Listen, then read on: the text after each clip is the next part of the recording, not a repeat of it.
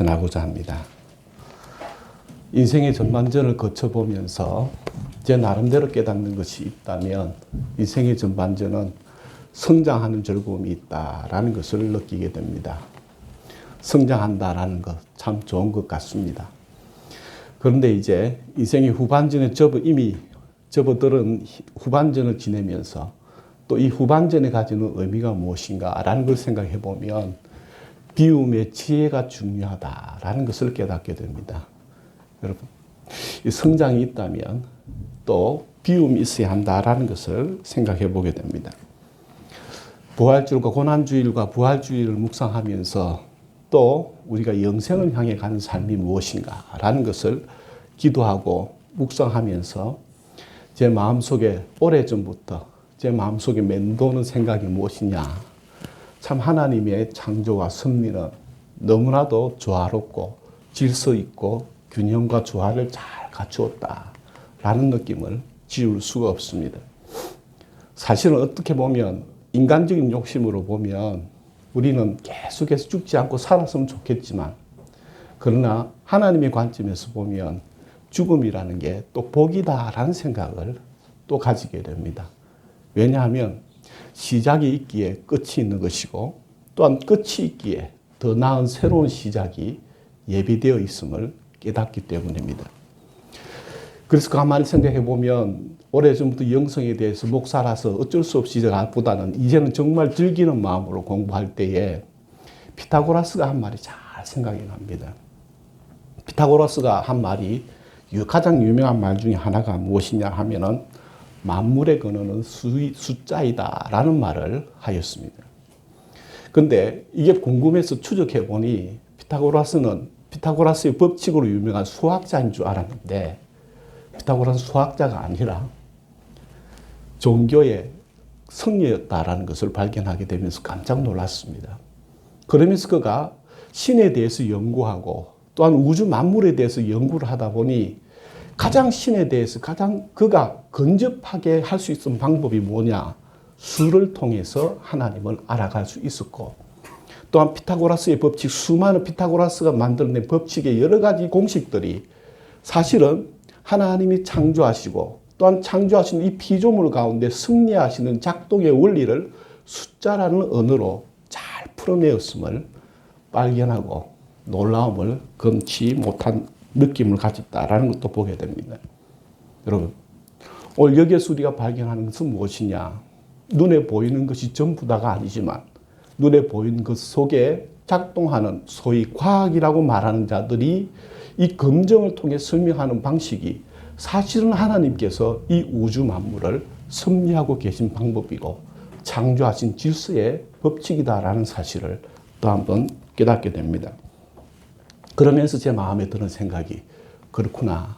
삶이라는 것은 우리가 산수 시간에 배웠던 더하기, 빼기, 곱하기, 나누기를 잘 지혜롭게 조화와 균형을 잘 맞추어서 거기에 적절하게 이 사칙 연산을 잘 적용하는 삶이 복된 삶이고 지혜로운 삶임을 생각해 보게 됩니다. 더하기만 하는 삶은 지혜롭지 못합니다. 더하기와 빼기를 잘 해야 그 삶이 균형이 잡히고 복된 삶과 행복한 삶이 유지될 수가 있습니다. 곱하는 것이 좋다고 하여 곱하기만 하는 삶은 자기는 좋을지 모르지만 남에게는 피해를 입히는 어리석은 삶이 될 수도 있고 악한 삶이 될 수 있다라는 것도 보게 됩니다. 그래서 곱하기를 잘하는 자는 나누기도 잘해야 됨을 우리가 익히 배울 수 있는 것입니다. 여러분, 더하기, 빼기, 곱하기, 나누기를 잘하는 복된 삶이 있기를 주님의 이름으로 축복합니다. 이 고난주간을 지나면서 겟세마네와 십자가를 묵상하게 됩니다. 이 겟세마네와 십자가 예수님을 묵상하면서 떠오르는 생각이 무엇이냐? 뜬금없이 예수님의 고독이 떠오르는 것을 느꼈습니다. 겟세마네에서 예수님이 얼마나 고독하셨을까?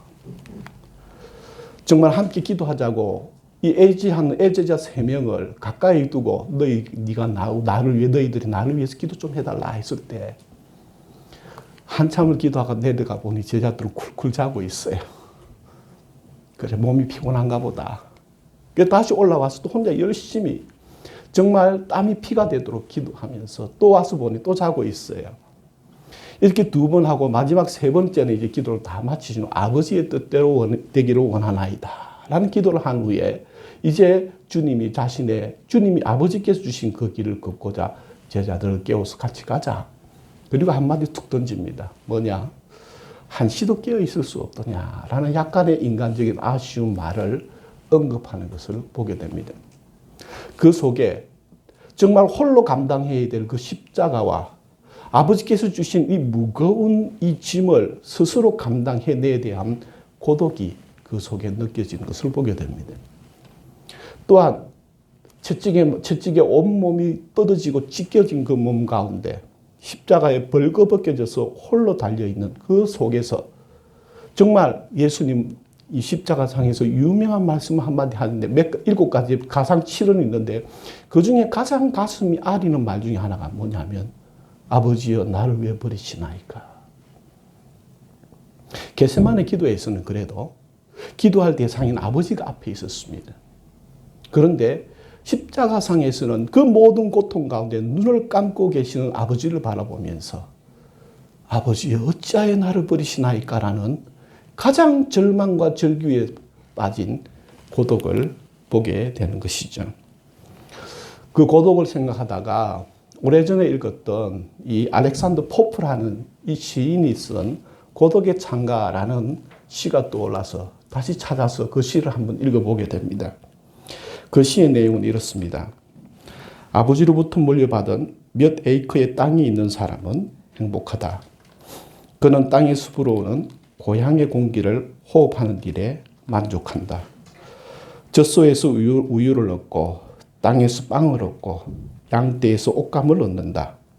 여름의 나무에서 그늘을 얻고 겨울의 나무에서 불을 얻는다. 1시간, 하루, 1년의 유유한 흐름에 무심히 몸을 맡기는 자에게 축복이 있으라. 육신이 건강하고 마음이 평온하며 낮에는 고요하다. 밤이면 깊게 잠들고 공부와 안락이 함께하니 달콤한 휴식이로다. 그리고 티 없는 마음으로 깊은 사색에 잠겨 가장 큰 즐거움을 찾는다. 아무에게도 보이지 않게 아무에게도 모르게 살게 하소서. 그리하여 아무도 슬퍼하는 이 없게 죽게 하소서. 아무도 모르게 이곳을 떠나고자 하니 내가 누운 자리에 돌을 세우지 마소서. 약간 우울한 시인 것 같지만 사실은 이 시를 쓰게 된 배경을 살펴보고 이 내용을 살펴보면 정말 영성이 깊은 시다라는 것을 생각해 보게 됩니다. 이 시의 주조는 바로 타인의 다른 사람들에게 인정을 받고 다른 사람들의 평가를 위해 사는 삶이 아니라 온전한 자기 자신으로 살고자 그 누구에게도 그 누구도 방해를 받지 않는 게 아니라 그 누구에게도 방해를 주지 않는 삶을 꿈꾸고 있음을 보게 됩니다. 즉 다시 말하면 이 시인이 이 시를 쓴 것은 오롯이 자기가 이 땅에서 태어난 그 삶의 자리에서 온전한 자기 자신으로 살아낼 것을 갈망하는 소원이 담긴 시임을 보게 됩니다. 그런데 더 놀라운 것은 이 시를 지었던 알렉산더 포프가 이 시를 지었던 나이가 고작 12살이었다라는 걸 보고 저는 다시 한 번 더 충격을 받게 됩니다. 그러면서 참 영성에 깊이 있고 있는 사람들은 확실히 어려서부터 다르다라는 것을 또 생각해 보게 됩니다. 사실 이 시는 고독의 창가라는 제목입니다. 그런데 이 시를 읽으면서 제가 발견하고 깨닫게 되는 것은 고독은 외로움이 아니다라는 것을 깨닫게 됩니다. 고독은 단절을 의미하는 것이 아니고 고독은 자기 연민에 빠지는 것도 아닙니다. 고독은 진정한 자기 자신을 찾아 그 삶을 찾아가고자 하나님 앞으로 홀로 나아가는 것이 고독이다라는 것을 보며 겟세마네 예수와 겹쳐지는 느낌을 보게 됩니다. 예수님은 십자가를 위해 자기에게 주어진 그 십자가의 사명을 위해 홀로 고독으로 주님 앞에 나아가셨디. 이 알렉산더 포프 또한 자기에게 주어진 삶의 현실 속에 자기에게 주어진 삶의 과업을 이루기 위해 사람들의 인정과 평가가 아닌 오롯이 자기에게 맡겨진 그 삶을 살기 위해 진정으로 세상 사람들이 어떻게 보든 어떻게 평가하든 하나님 앞에서 홀로 설 수 있는 그 자리와 그 삶을 찾아가고 있음을 보게 된다라는 것입니다. 이 시를 읽으면서 또 한 사람이 떠올랐습니다. 세계적인 철학자, 지금 현존하고 있는 발트 베냐민이라는 철학자입니다. 세계적으로 유명하고 또 권위 있는 철학자인데 그분이 자신의 책에서 이런 말을 했습니다. 거대한 신전과 웅장한 성벽과 화려한 궁전을 보며 우리 인간들은 감탄하지만 그 위에서 그 바벨탑을 내려다보시는 하나님의 눈에는 하나님이 지으신 생명력 넘치는 이 지구에 인간들이 남긴 낙서와 쓰레기일지도 모른다라는 말을 했습니다. 가만히 듣고 읽어보니 그런 것 같습니다. 저 중국에 있는 만리장성이나 세계적인 그 성벽과 화려한 궁전과 신전들을 보면 사람의 기술과 사람의 능력이 이만큼 대단한가라고 우리 인간들끼리는 인간 스스로를 자찬할지는 모르겠으나 하나님이 지으신 이 자연과 하나님이 창조하신 창조의 성리적 관점에서 가만히 다 버리다보면 인간들이 만든 낙서와 쓰레기로 보일지도 모른다라는 그 생각이 저절로 고개가 끄덕여지는 것을 보게 됩니다. 그리고 베냐민은 이어서 이렇게 이야기합니다. 기술의 비약적인 발전으로 인해 인류는 완전히 새로운 빈곤에 처했다라고 이야기합니다. 기술의 발전이 빈곤을 초래했다라고 말합니다. 사실은 이 과학 만능주의와 기술 만능주의는 이 기술을 말미암아 인간은 풍요로워졌고 부유해졌다라고 이야기합니다.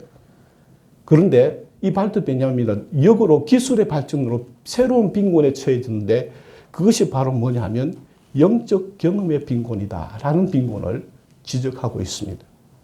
가만히 들여다보니 그런 것 같습니다. 사실 기술의 발전으로 감각적인 만족을 채워주는 감각의 홍수는 일어났을지는 모르겠지만 영혼을 성실하게 만드는 영적인 삶에 대해서는 훨씬 더 멀어지고 도태되는 결과를 낳았다라는 것을 부인할 수 없습니다.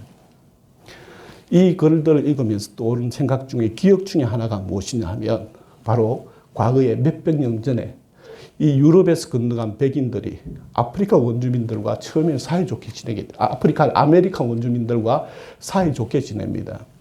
아직까지 그들에게 탐욕이라는 것이 자리 잡지 않았고 또한 서부의 금광이라는 것이 아직까지 소개되지 않았을 때에 사이좋게 지내면서 이 백인들은 달려갑니다. 말을 타고 아프리카 원주민들 함께 달려가는데 그냥 여행을 하는 건지 어디 목적을 두고 간지 그게 자세한 설명이 없지만 유명한 일화 중에 하나가 이 백인들과 이 아메리카 원주민들이 함께 말을 타고 쉬지 않고 3일 동안 달려가자 아메리카 원주민들이 더 이상 백인들은 먼저 가라 그러고 자기들은 떠나지 않는다고 합니다. 왜 그러냐?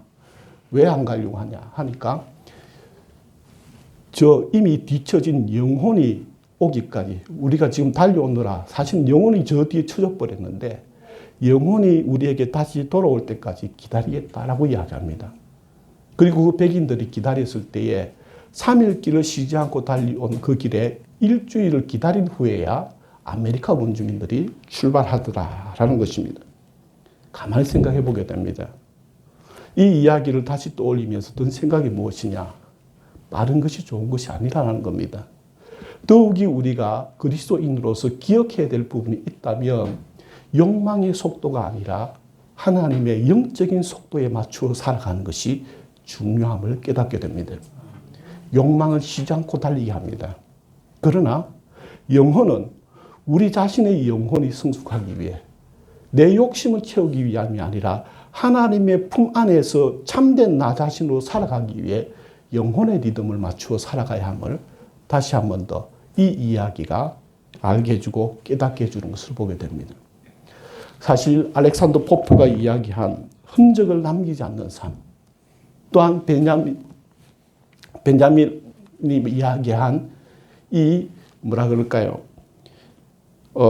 낙서와 쓰레기를 남기지 않는 그 삶, 한 번 더 생각해 보게 됩니다.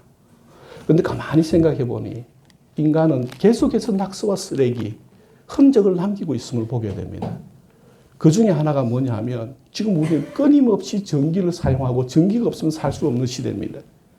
그런데 환경운동가들은 이것을 뭐라고 이야기하느냐? 전기를 쓰면서 우리는 끊임없이 탄소 발자국을 남기고 있다라고 이야기합니다. 그리고 또 우리가 이 시대를 살아가는 모든 일들 속에서 끊임없이 쏟아져 나오는 우리의 생활의 쓰레기들을 가만히 살펴보면 우리의 마음의 쓰레기는 얼마나 지금 방치되고 있을까라는 생각을 자연스럽게 해보게 된다라는 것이죠. 우리가 일주일에 한 번 이렇게 하나님 앞에 예배드리는 것이 결코 사소한 일이 아닌 것 같습니다. 우리가 생각날 때마다 주님 앞에 잠깐이라도 주님 앞에 기도하는 것이 사소한 일이 아님을 다시 한번 생각해 보게 됩니다. 우리가 바쁜 와중에도 일부러 시간을 내어서 성경 말씀을 읽어야 되는 일이 결코 가벼운 일이 아님을 생각해 보게 됩니다. 우리가 살면서 끊임없이 만들어내는 그 쓰레기를 정리하지 않으면 집안이 쑥대밭이 되는 것처럼 우리의 마음과 생각 속에 일어나는 많은 세상과의 작용들 속에 감정의 쓰레기, 생각의 쓰레기 이런 것들을 비워내지 않으면 우리의 영혼이 질식해 죽을 수밖에 없다는 것을 우리가 깨닫게 될 때 매주일 한번 주님 앞에 나와 예배드리는 이 시간, 순간순간 주님의 이름을 부르며 주님께 기도하는 그 시간, 또한 주님 말씀 앞에 서서 우리의 말씀을 돌아보는 시간이 우리의 마음과 영혼을 정화시키고 우리의 영혼이 죽지 않게끔 호흡을 불어넣는 시간임을 보게 된다라는 것이죠. 넉 달 전 12월 25일 우리는 성탄절을 맞이했습니다. 성탄절을 통해서 우리가 발견하는 것이 무엇이냐? 주님이 오심입니다. 그리고 넉 달 후 지금 우리는 부활주일을 맞이하고 있습니다. 부활주일은 단순히 예수님께서 다시 죽었다가 살아나신 사건이 아니라 이제 예수님께서 성탄절에 오셨던 그 예수님이 자신이 돌아갈 본래의 자리로 돌아갈 날을 준비하고 돌아갈 때가 되었음을 이야기하는 시간이 부활주일입니다. 탄생이 있으면 죽음도 반드시 있습니다. 오심이 있으면 반드시 떠남이 있습니다. 만남이 있으면 헤어짐이 반드시 있습니다. 이걸 거꾸로 이야기하면 떠나가셨다면 다시 오실 것입니다. 헤어졌다면 다시 만날 것입니다. 또한 우리가 다시 한 번 더 주님 인도함을 따라 나아갈 소망이 여기에 있다라는 것이죠. 즉 우리가 다시 한 번 더 이 시간을 통해서 주님의 지혜를 구하고 주님과 함께하는 삶이 중요하다라는 것을 보게 됩니다. 오늘의 본문의 배경은 이렇습니다.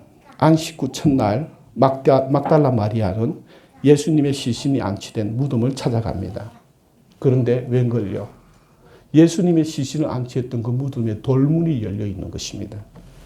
깜짝 놀랐습니다. 마리아는 너무 놀란 나머지 거기서 보자마자 다시 베드로와 그리고 이름 모르는 이 무명의 제자를 이야기하는데 요한입니다. 베드로와 요한에게 달려가서 이야기합니다.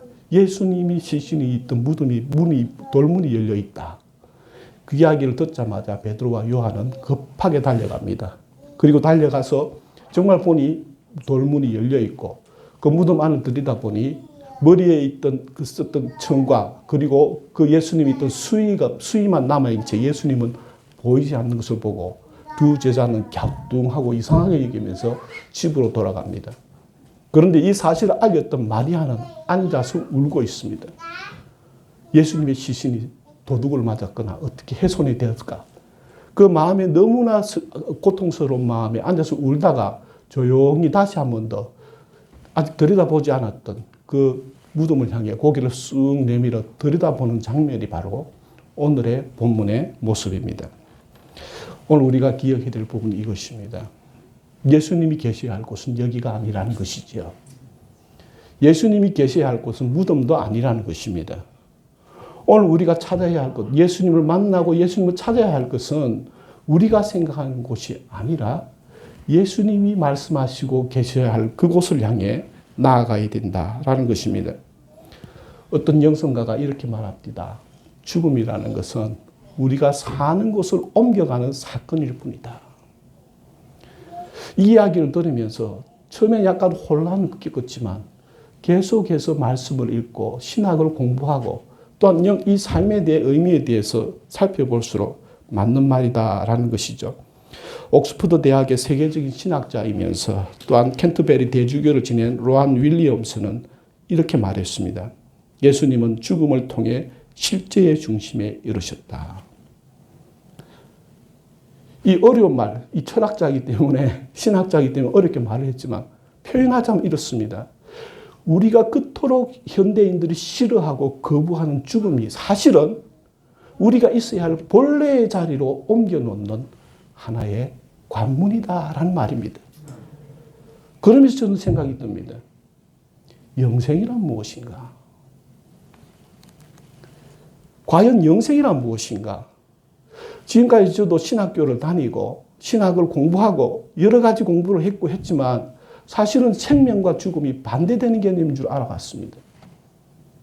그런데 가만히 살펴보고 성경을 들여다보고 제대로 보고 들어가 보니 사실은 만남과 헤어짐이 있듯이 생명과 죽음은 한 쌍이더라라는 것입니다.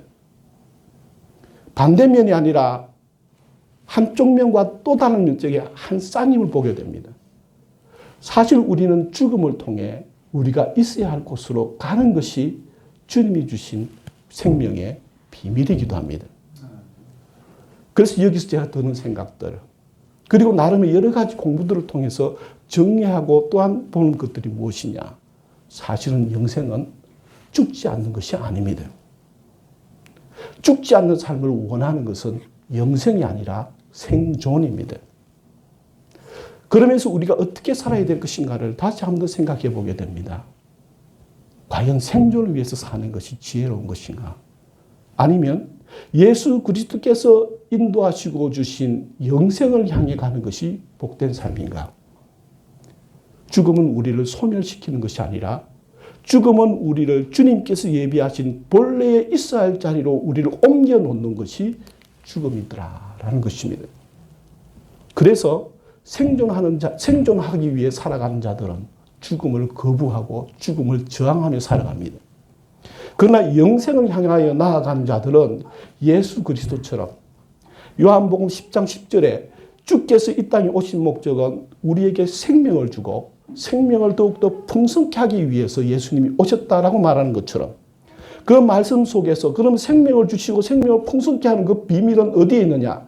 예수님이 스스로에게 비유하셨듯이 한 알의 밀알이 되는 것임을 보게 됩니다.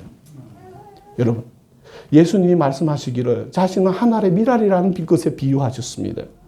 그리고 여기에 영생이 있고 여기에 예수님의 오심의 목적이 있고 여기에 또한 예수님의 죽음과 부활의 비밀이 담겨 있음을 말해주고 있습니다. 한 알의 밀알이 땅에 떨어져 썩어 죽지 아니하면 한 알 그대로 있고 한 알의 밀알이 땅에 떨어져 썩어 죽게 되면 많은 생명을 얻게 된다. 많은 또 다른 생명의 씨앗들을 얻게 된다라고 이야기합니다. 여러분, 진정으로 영생을 할 수 있는 자들은 어떤 자들이냐? 자기의 생명을 죽음을 향하여 내어놓는 자입니다. 더 많은 생명을 위하여 자신을 기꺼이 죽을 수 있는 자가 아버지께서 예비하신 그 처소에 갈 수 있는 영생의 관문을 통과할 수 있더라라는 것입니다. 오늘 다시 한 번 더 부활을 바라본다는 것이 무엇이냐? 죽지 않는다는 것이 아닙니다. 영생이라는 것은 아버지께서 예비하신 생명을 향해 나아가는 것이 영생이더라라는 것이죠. 그러므로 오늘 우리가 다시 한 번 더 생존을 위해 살아가는 자들이 아니라 영생을 향해 가는 자들이 되기를 바랍니다. 생존을 향해 가는 그들의 무덤은 닫힌 무덤입니다. 그러나 예수 그리스도처럼 하나님 아버지께서 자신에게 주어진 그 사명을 이루기 위해 자신의 생명을 드리는 자는 아버지께서 다시 살리실 것이고 그를 하늘 보좌 우편으로 옮기신 것처럼 우리를 예비하신 더 나은 곳으로 우리를 인도해 주심을 믿는 자들입니다. 오늘 다시 한 번 더 주님이 우리에게 열어놓으신 열린 무덤을 향해 나아가는 영생하는 자들, 진정으로 나의 생명을 아버지의 뜻에 맞추어 그 뜻을 이루기 위해 내어드릴 수 있는 자들, 나의 생명을 아버지께 맡기셨으니 우리의 생명을 주님이 책임지심을 의심하지 않는 자들이 영생을 향해 가는 자들이라는 것입니다. 오늘 다시 한 번 더 인간적인 관점에서 열린 무덤을 보고 놀라지 마십시오. 거기에 예수님이 계시지 않음을 놀라지 마십시오. 주님이 인도하심을 따라 우리에게 주신 그 사명을 우리가 감당하고 나에게 주신 그 삶 속에서 주님의 말씀 앞에 순종하며 나아간다면 그곳에 주님이 계실 것이고 또한 그곳에서 주님이 우리를 구원하실 것입니다. 주님은 우리에게 열린 무덤을 주셨습니다. 기도드리겠습니다.